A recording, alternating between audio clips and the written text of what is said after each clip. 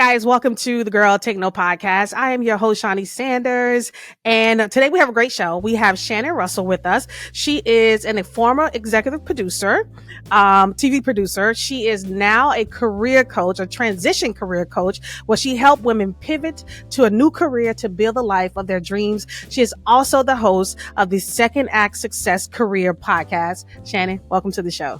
Thank you for having me, Shaunie. This is great. I'm excited. Yeah, I'm so glad I got all that right. I didn't mess nothing up. It was perfect. I'm so glad I did that. So yeah, it is great to have you on the show, a fellow podcaster, of course.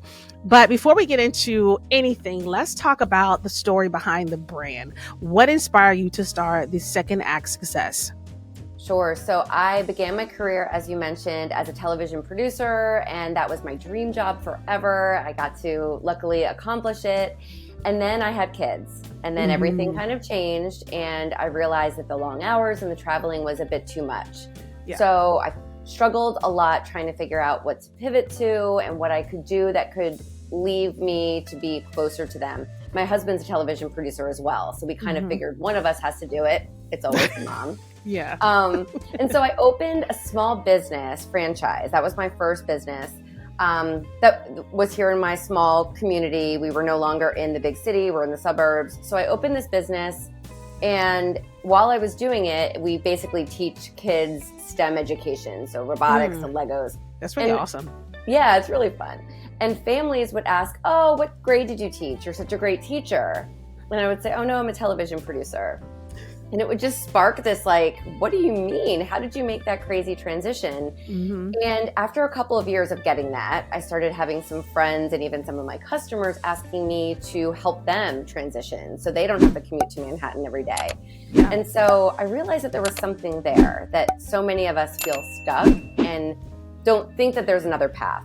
And so I decided to launch Second Act Success to do my podcast and get the idea out there, and also to be a career transition coach and help other women figure out how to say, okay, I did my first act. This was great up until it didn't quite fit anymore. Yeah. And now I want to check the box that I did it and find something else that's going to equally fill me up for my second act. Yeah. And it's been really, really fun.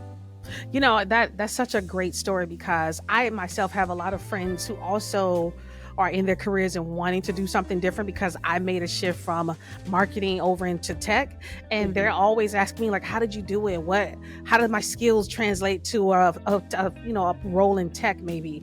And so a lot of women do want to know how to transition into other careers, how to transition into entrepreneurship, which is what this show is all about. So that's an awesome story. So let me ask you this. When did you know it was time to take that leap? So you knew you had the kids, but I'm pretty sure it was a hard decision for you to make. So when did you know, okay, you know what? I have to go ahead and I got to take that leap and do this full-time entrepreneurship?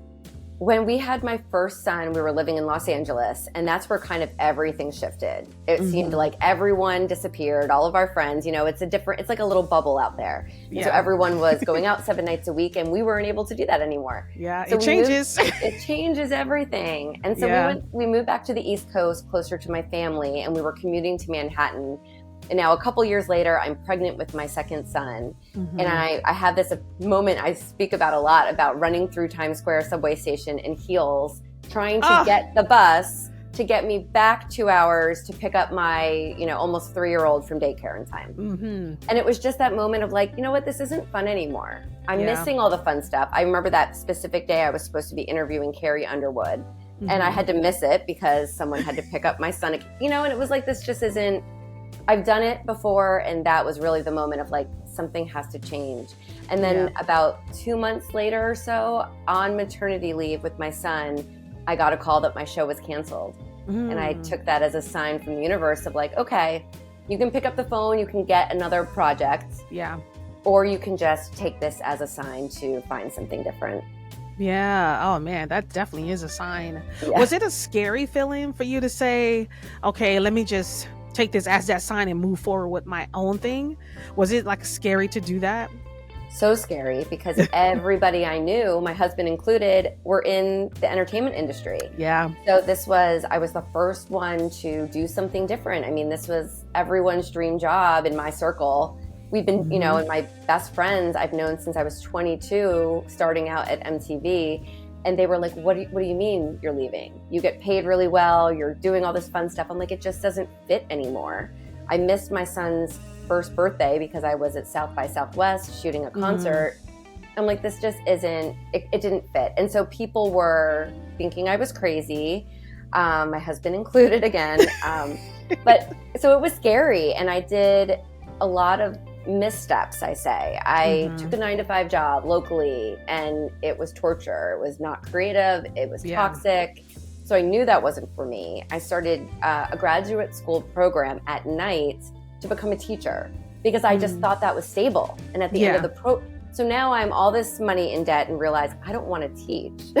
So it was, I feel like, kudos to the teachers, but I know. Kudos to the teachers. I ended up opening a STEM education company, so I got to teach in a different way. But it just, I tried these different avenues that just didn't work. And then I realized, because I kept thinking that my identity was wrapped up in television. That's who I was. And it's such a niche business. I didn't think those skills of working with celebrities and writing scripts for TV would transfer anywhere. And then when I really started thinking about it, they did. And opening a business was a great way as an entrepreneur. I got to manage budgets. I wrote marketing copy. I dealt with people. So really, I had to open my mind and my eyes to see what I could do elsewhere. Yeah. You know what? I think you said something that is so real, is that we attach ourselves to the job we're doing, that to the point where we can't see anything else.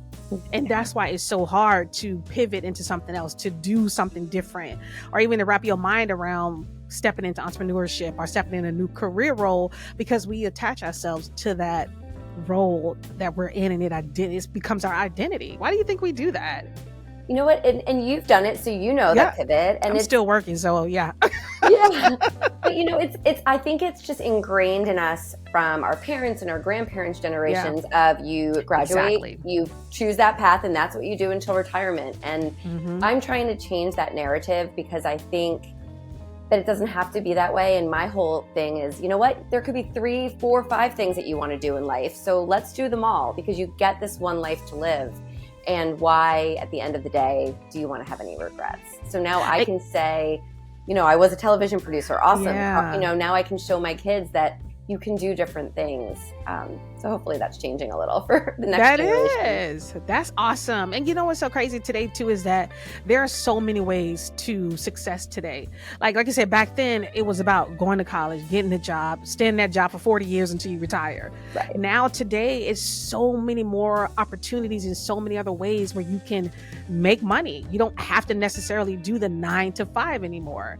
Yes. It's just so amazing to see how much we've progressed over the years in terms of since we were younger. Yeah, exactly, because it was all about, like I said, 9-to-5, you stay there until you retire.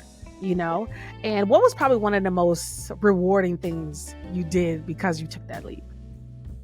You know what? Just being able to be, I keep bringing it back to being a mom, but it's, I think just being able to be present and be a class mom, or be able to, honestly, there were days where I'd pick up my kids early from school and bring them with me to classes because I could. And it was that flexibility. I felt, I felt like I was in control of my life, where I didn't feel like I was prior. I felt like I was, what I had to do and the level that I was at the time, I was in charge. So I had to be at every shoot. I had to travel. I had to work those hours. And it was really awesome to play it on my own watch and call the shots myself.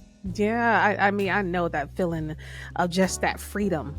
Like you said, I'm a mom too. We all moms, and it's hard to juggle working, doing a side hustle, being a mom, being a wife, taking care of household. And if you're able to, and I know a lot of parents, friends of mine who don't have flexibility. Like I have a lot of flexibility currently, but it's still, I know a lot of them that don't have that flexibility, and it's really hard to navigate. And so a lot of them want to know how to pivot into something else that'll give them the flexibility, but also they can make a good salary too.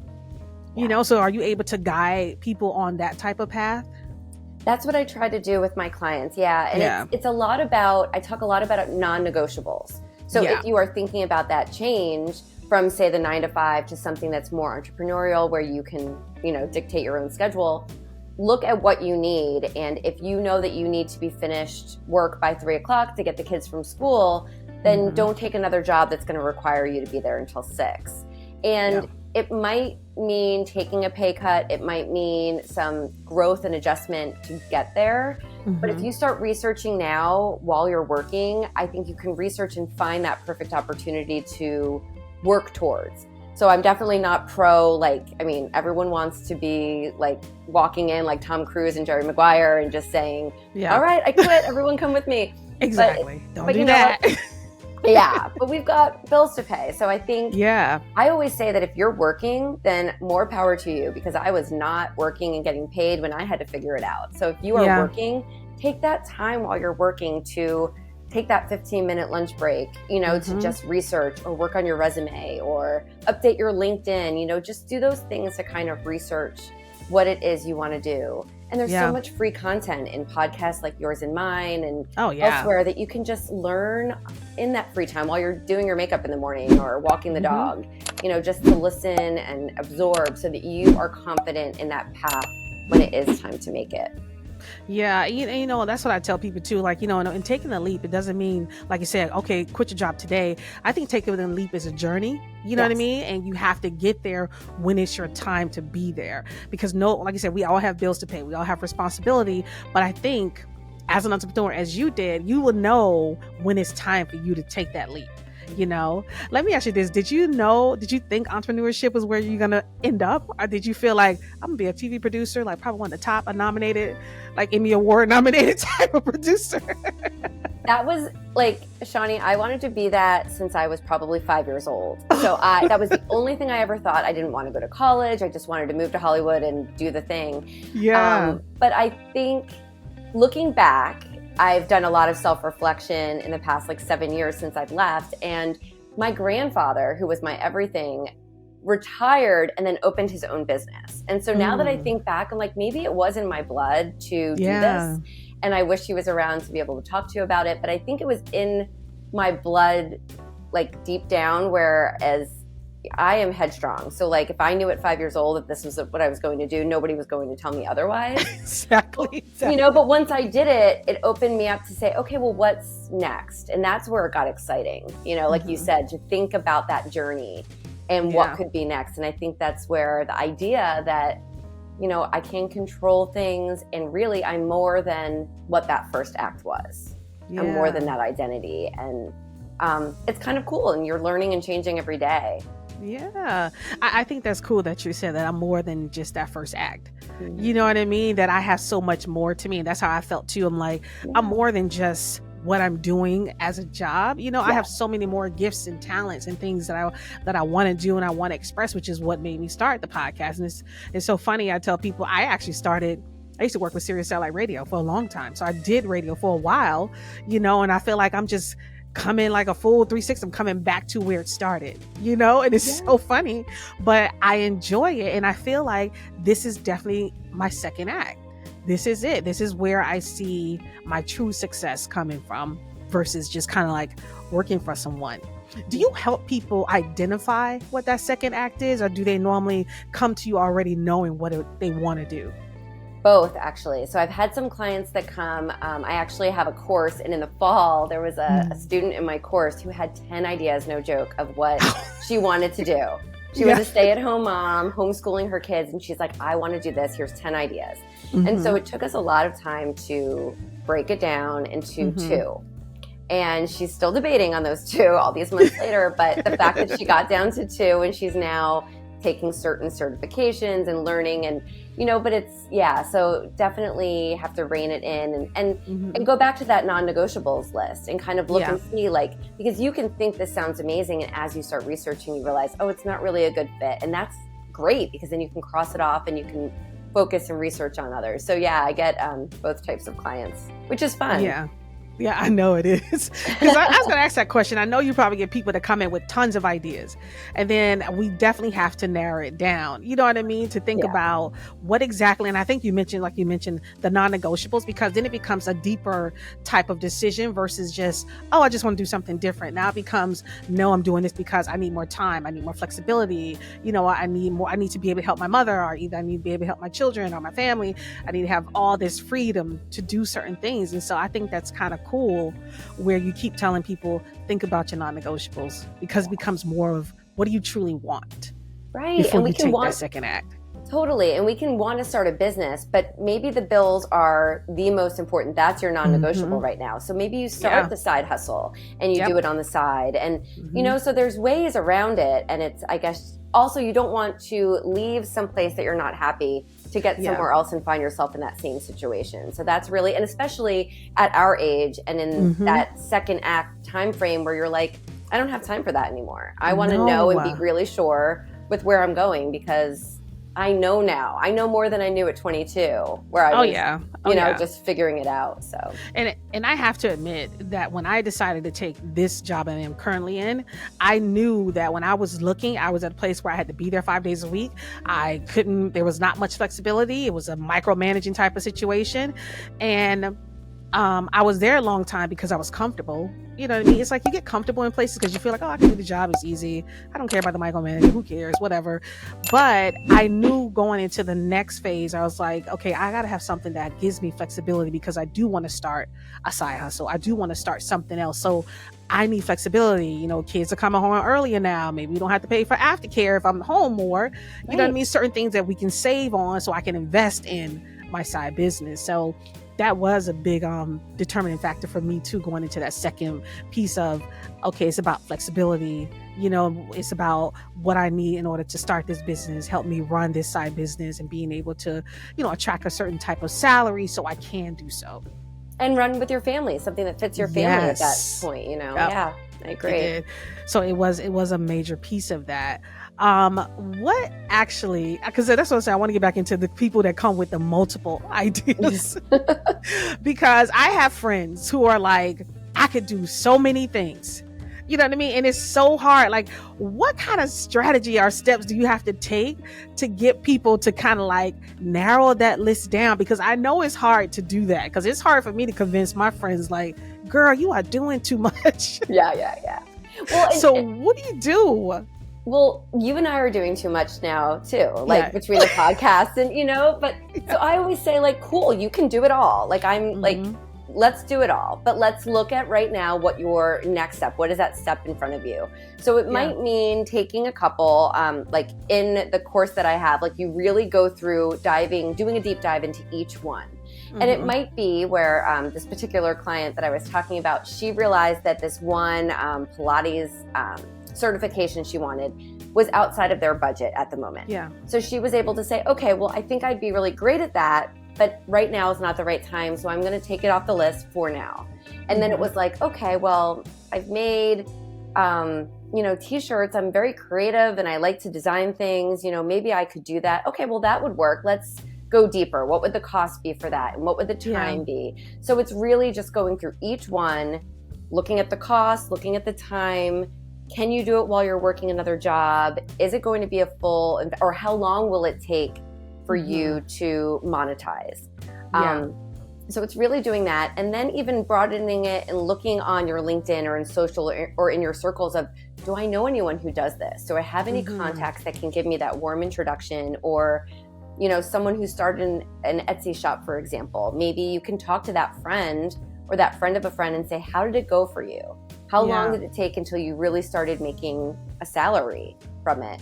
And doing that research, because that might, you know, make you back away if you realize, like, oh, I really need to make X amount, and I'm not going to see that happening for a while with that opportunity. So, or even just changing jobs, knowing that, like, okay, well, let's talk to someone who's in that role or at that company to find out if that truly is a fit. So it's, you know, reaching out to who you know, kind of looking and just diving deep.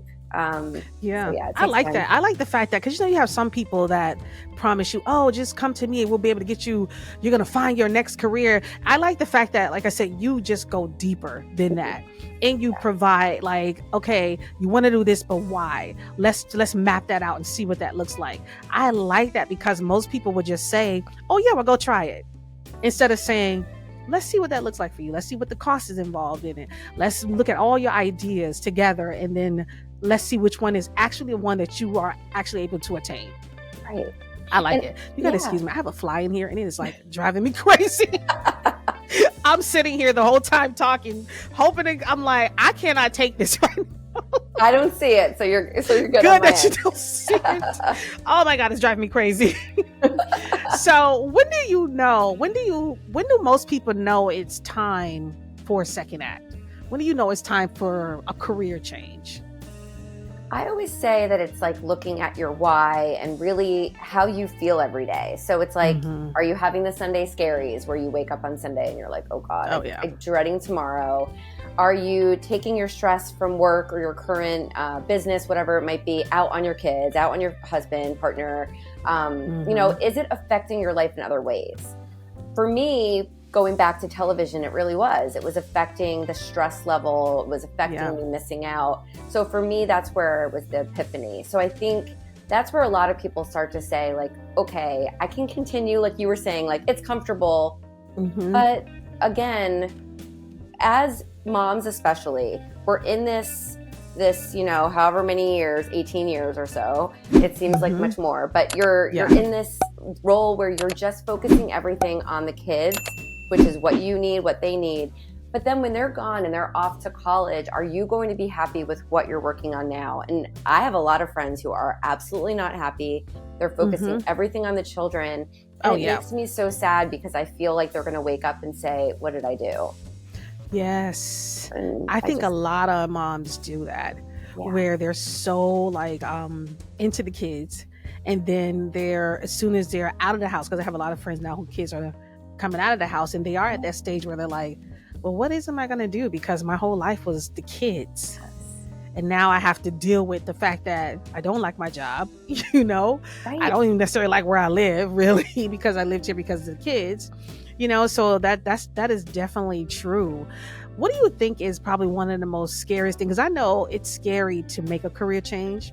It's scary for people to even think about leaving a job, especially if they've been there like 5+, let's say more than 5 years, because of the comfortability and the security that they think they have. Why do you think it's so hard for people to believe enough in themselves to take that next step? I've seen so many people put their support and the approval on a partner or family or friends. And, I always say letting it, not keeping it close to the chest for as long as you should. So if you have this idea for something or a want to change, do the research, internalize it, know your why, know all of that, and then approach your husband or wife or, friends and family about it. Because if they're not supportive, that's going to weigh on you. And I think a lot of people put other people first. A lot of us do, because we're so used to serving others. We're used to serving the kids and making sure, we're the ones that keep the peace all over. Yeah, and I think you're worried about what other people will think. And I'm sure, I know people thought I was crazy, and now it's come to the fact that people are like coming to me now. Not that they ever said I was crazy, but that's just my personality anyway, to just like, oh, Shannon's going to try anything. But now they're asking me for the advice. Like I have people in entertainment now saying, all right, well, now I'm, in my 40s and I don't want to produce the same stuff anymore. Can you help me?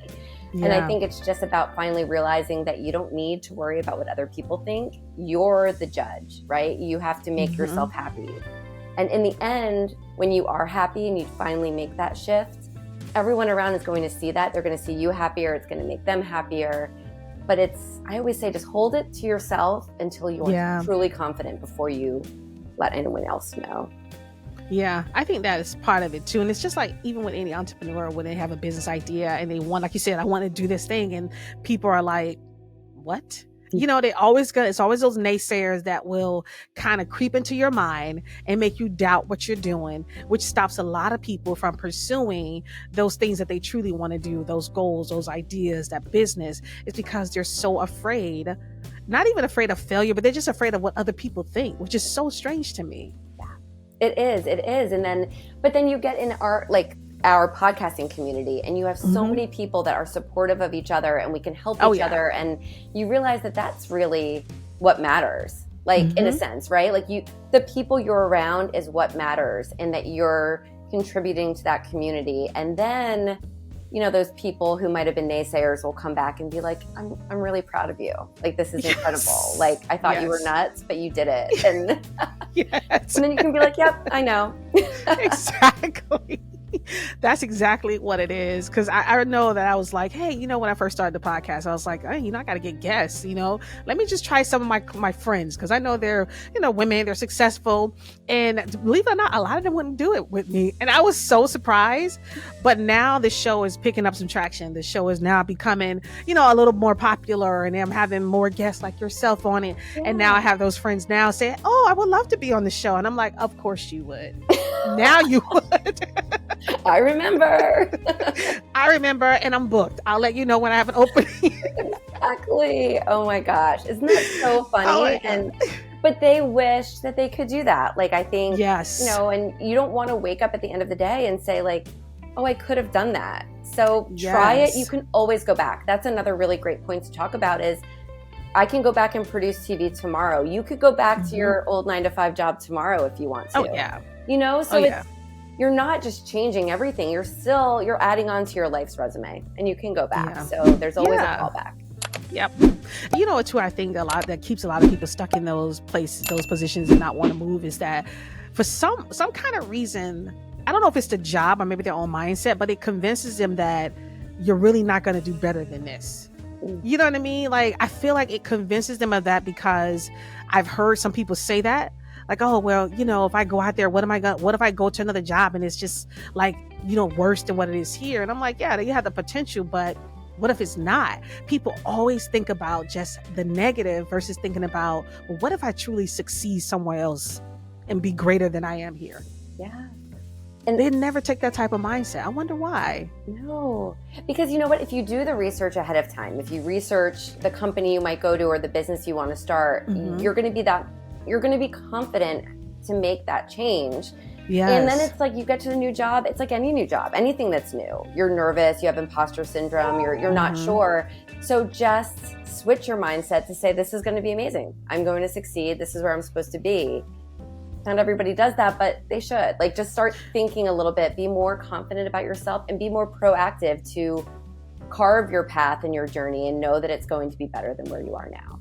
Exactly. And if you're fine where you are, then stay there, but don't complain about it. Don't complain about it, or either grow where you are too. Yes. That's always an option.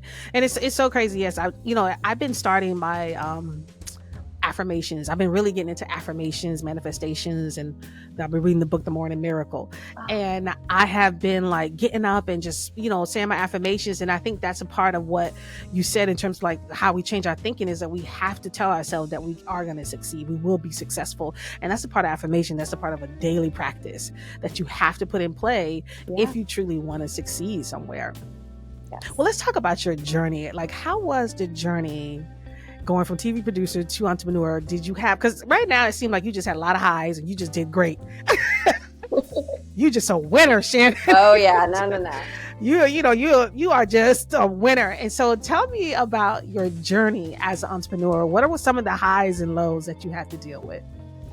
Well, I went from making a really good salary in television to, like I said, trying these different things that didn't work. And that's a blow to your ego, of course. Yeah. You're like, hey, I used to do this X, Y, and Z. And now I'm working at this office job in the suburbs where there's toxic people and they're not using any of my creativity and my skills. And it was a blow to the ego. So that's upsetting, but then you're saying, okay, well, I'm contributing to the family and this is what I need to do. So that was just a struggle as far as self-awareness and just kind of who am I? But I think it pushed me to say, okay, there's more to come. There is a true second act here. But then when I launched my first business, that was a big rude awakening too, because I was like, I've never run a business before. I don't, so that's why I chose to join a franchise at the time, because in a franchise, you have that corporate support, you have, the marketing materials, all of that stuff to kind of get you started. So that was great. But I was making no money.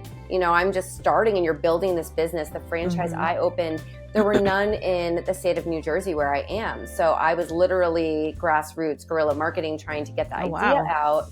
Luckily, I was a young parent marketing to other young parents, about my services. But, it took a while. So it wasn't like I was making my television salary, even in the first couple years of business. It took a really long time. So that was, convincing my husband that this is just a work in progress. And it's a lot of hours when you're starting a business and a lot of putting yourself out there. So there were definitely it took a long time.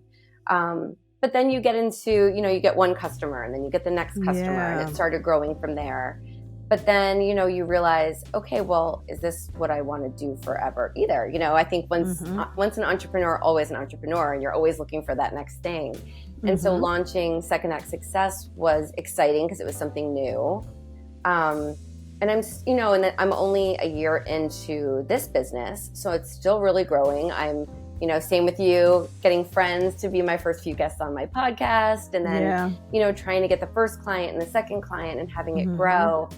And I'm still learning. Like right now, I'm thinking about selling my franchise so that I can really go full time into this, because it's so much to juggle. And I find myself sometimes getting back to the hours that I worked in television between the two businesses. So now it's okay, something else has to give. But, I like that challenge of just having to figure it out and figuring it out on my terms too. So it's not all perfect at all. It's definitely evolving every day. And then the kids are sick or something happens and, you're off the grid for a week and, so it's. And try to get back on it. Yeah. So but it's that challenge, right? Of trying to grow something that is so close to our heart. And I think that's what keeps you going. So would you say that the Second Act Success is where your joy lies most? Yeah. It really does now. And I love that I was able to serve children and families with my first business, but this is really where I get to serve women like us that are feeling stuck, and it's incredible. And I just love to see the successes of my clients. So and I feel like even just chatting with other women who have pivoted on my podcast, it's just so cool to say like, wow, like there's so many other people out like you and I that have done this. And it's really cool to be connected. And honestly, the podcast is one of the coolest things. And I'd love to have you on my show, Shaunie, because I think your story would be so great too. But I love it. Like this community is so awesome to have people. And once you meet someone, you're like, great, I'm so excited to support you or introduce you to people. And it's just such a loving community to be a part of. So yeah, it is. I mean, podcasting is, it's just like one of those things where it's what brings me joy because it is so easy for me to do. Yeah. Like I can get on this mic and I can talk all day. And when I first started, I was doing a lot of solo episodes where it was just me and the microphone. I was like, I'm just talking to you directly, just me and you. And I was like, I was fine with that. And then now I get booked so much to the point where I'm like, I don't even know when I'm gonna do a solo episode. I'm gonna try to sneak some in there when I can, but that just shows me like, the work I've been putting into, and the fact that it brings me that joy, I think is what makes it so easy for me. And so looking into your second act, would you say that, hey, make sure it's something that you can enjoy this time? Because like you said, at our ages, we want to do something we enjoy. I don't feel like wasting any more time. I don't want to be micromanaged. You know what I mean? No. You want to be in somewhere where it doesn't bring you stress and makes you feel bad about yourself, because a lot of people are in those kind of positions. They are. Yeah. And we are privileged to be on this journey of like figuring it out and doing our own thing, of course. But I think, you want to make that leap into something that I always say is going to fill you up, right? Something that is going to make you feel creative and excited and in whatever capacity that might be. So absolutely. And that's where the research and planning comes. But then once you work towards that, it all becomes worth it. And then you're setting that example for the people around you, for your friends, for your kids. And I think it works. Let's talk about mindset, because even when it comes to the mindset of an entrepreneur, let's talk about your mindset, the type of mindset you had to have in order to go through the hurdles and make the transition and finally say, you know what, I think I'm finally here where I found something that I truly enjoy. What type of mindset you have to have in order to take that type of journey? I think I'm kind of like a black sheep in the sense that I've always just been like super positive person. Like there's, okay, I can figure it out. Everything's figure outable, as my like mentor, Marie Forleo, always says. But so I feel like just having that mindset of like, all right, give me a challenge, I'll figure it out. Might not figure it out today, but I'll get there. So I think that just helps of being proactive too, and just proactive. I was just reading, it's on my mind today because I was rereading the 7 Habits of Highly Effective People, the Stephen Covey book. And the proactive was the chapter I was reading last night. And it's all about, it's true, because it's like you have to be proactive for yourself and have that mindset, because no one else is going to say, oh, you're ready for a change. All right, let me just give it to you. So you have to be proactive and realize, like, what can I do to take the steps to get towards that goal? So really just every time I have a new challenge in front of me, it's like, okay, I know this is going to take time. I'm not expecting a miracle. And just keeping that mindset of like, great, I'm working through this. And even lately, the past few months, I've been having this moment of, not putting the pressure on myself to do all of the things every day. I was having this pressure of like, I have to show up on Instagram once or twice a day, and I have to be on this. And I realized, you know what? There was one week where I was just it was a busy week, and I did not show up. And you know that I booked a client and I had more followers in that week. And I was like, what just happened? So it made me realize, like, you know what? No, like I don't have to do all the things. So giving yourself that grace too, to know as much as you have to be proactive in your mindset, but you have to also listen to your body and listen to yourself and know that it's okay to step away and take a day off, because you're no good to anyone. Especially with social media. Yes.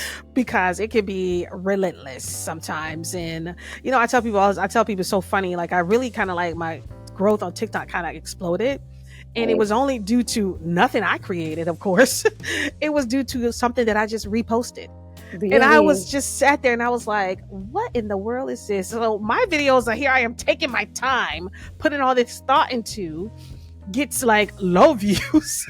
But I repost somebody else's video, gave them the credit, of course, and their views just went up to like 100,000. I was just like, what am I doing wrong, God? What am I doing wrong? You know what? It's so funny that you said that, because I noticed that this week, not 100,000, but I posted a video of my kids at Take Your Kids to Work Day. And it was just like, and I posted another one of my little boy. He recorded an intro to my podcast.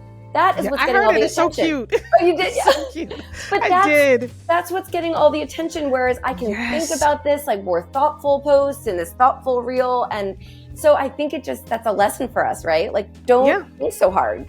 If there's something you want to say it. And people like connecting with people. That's what I tell people all the time. Social media is all about connecting, but people like connecting with people. People like understanding your story, hearing your story, and people connect with it. And that's really the only content you need to make for social media, to be honest with you. That's all I think. We have to just remind ourselves of that, right? When you look at somebody else's and it's so perfect, it's like, life isn't perfect. No, it's not at all. It's not. And even when I look at people's feeds and their perfect feeds, I'm like, how do you have time to make such a perfect feed? Like, I don't even have the time to do it. I just don't, because like I said, nobody's life is that aesthetically perfect. Like, I don't know nobody's life that's perfect like that. But no, it's like we can look at both of our to-do lists and they're just probably miles long. And it's like, okay, well, you just realize you're not going to get to it all. So no, I put it on there, but I'll get to what I can. If I accomplish maybe 2 or 3 of them, it's been a good day. Exactly. Oh yeah. It's been a good day. I have it's like a to-do list with 3 things, and I try to write down my top 3. And if I get to them, cool. If I don't, and try to simplify it. That's exactly what it is. Let's talk a bit about confidence, because confidence is huge as an entrepreneur, and even have confidence in yourself to not only launch your business, but to go into something different than what you're used to. Do you deal with clients who have a lack of confidence, and do you kind of help them build that up?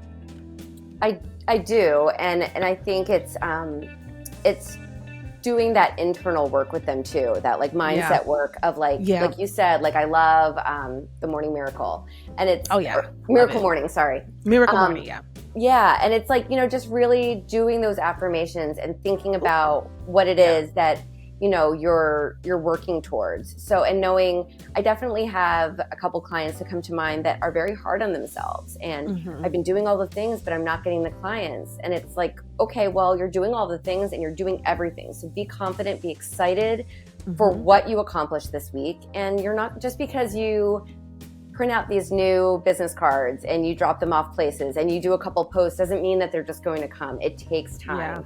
So building that, be confident that it will come in time and that you're doing everything you can. And if you're not, why are you not? And what can you be doing to, move the needle just a little bit? And it's just letting them know that no one has overnight success. I mean, you don't, I don't, everything is a work in progress. So just, I think it's more of that with the confidence piece, and just reassuring them that, if your goal for this week was to make a new program on Canva and get your email list, cleaned up a little bit, then that's great. You are 2 steps further than you were last week. And that should be the confidence that you need to just keep going. Like we said, just a couple little things each week, each day. And I think that's part of it too, is that, we beat ourselves up, when we make such a long list. And this is what I tell a lot of my audience too, and listeners, to just shorten it. Because when you make a long list, you overwhelm yourself. Like you said, thinking that I gotta achieve everything. And if you don't achieve it, if you don't achieve everything on the list, then you feel bad. Then you have lack of confidence. But if you just maybe have a list of 2 to 3 things at the most, and then you realize, oh, I could tackle these things easily, and you do start to build your confidence that way, because it is a blow on our confidence when we put certain things out. Trust me, I know I put posts out and I'm like, I didn't get not one like on this post. Like, it's been like 5 hours. Am I the only one that liked it? So it's like, it's hard, and that can be a blow, because you're like, well, what am I doing? But in my mind, I always remember progress is slow and you got to be in it for the long haul. And you just got to stay consistent, and you can't give up, and you got to just keep going forward. Right. That's what I keep trying to tell myself. It's so smart, and it's true. It's like, why you put that up? You put it up because it's going to resonate with someone maybe 3 months down the road, who's going to be a new listener and is going to see that and then go, oh wow, look, so you're building this brand, right? And I think, and if we take all those ideas, those are great. And what I do is, like, at night before we do baths and bed and bedtime and all that, is I just brain dump any ideas that I have. I have one long Google Doc with like links to articles I want to read and all of that stuff. So it's saved somewhere for that miracle morning that I'll have time to go and look through it. But then I write down my 3 things for tomorrow. So it's fresh. So I come in the morning and I'm like, oh, this is what I want to work on today. And maybe it changes, and a lot of times it'll go out the window. But at least you can feel like you're a little bit in control, and you have some type of a plan for when you wake up. That helps a little. It does. That is true. Listen, you have really dropped a lot of jewels here today. Seriously, you really have. I know my listeners are going to get a lot of value out of this conversation, because a lot of them, even friends, and make sure they listen to this conversation too, because I have a lot of friends, like I said, looking to go in that second act and try to transition. And it's just been really hard for them to transition. Like I said, to wrap their mind around that you do have skills that can transition to another industry. You just have to identify what those are, And so, and everybody's like, oh, I just want to be in tech. And I'm like, yeah, everyone want to be in tech. And I'm not on the technical side of tech. I'm on the non-technical side of it. You know what I mean? So I'm not a developer. I don't work with code now. I tell people that like, that's not my job, but I told them I just was confident enough to know that I can do this. I can find a positioning here that works well with me, and I can do it. And I did. That translate well, but for them, it's just, some of them are just too afraid to take this step, because they're so afraid of, well, what if it doesn't work out? What if I don't get the job? What if I don't like it? And I'm just like, then you're never going to take the step. You'll never know until you do try. Never. So, and that's where I just put an episode out this week about not burning bridges, and how you can, you can leave your job and go back to it. Like, if you leave, you just have to do it in a professional way, and keep those contacts, and you just never know. So have that fallback plan, but work towards it, and just, no one can give you that perfect second act until you're ready for it. Oh yeah, you're right. And that's when you got to identify for yourself, but have a deeper why than just making a lot of money. Yes, yes, yes. Because money will come, but just have a deeper why than that. So I like that. Thanks, Shannon, for being on the show. I really do appreciate it. Before we end the show, one, I want you to tell me what was some of the best advice that you've ever received from another woman? It was a producer I worked under at MTV when I started, and I can't remember exactly what she said. So cool that you work for MTV. That was so awesome.